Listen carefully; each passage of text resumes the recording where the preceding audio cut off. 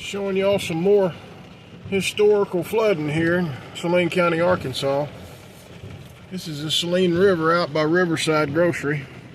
We'll go around the other side of the building here and catch a little bit over there. I've never seen the river that high right here myself.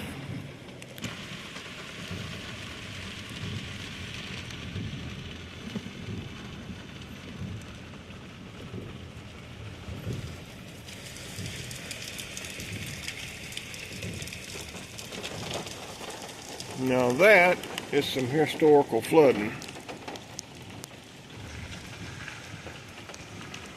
It's a long ways down to the river. I bet the water's 55 foot deep out there.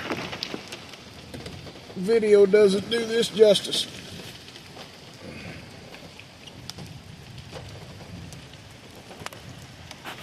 I'd have to come back at a later time for y'all to understand just how far it is down to the river, really.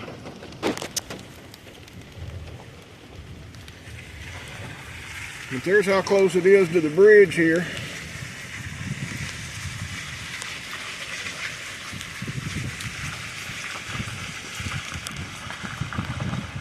That's the Highway 5 bridge going towards Hot Springs.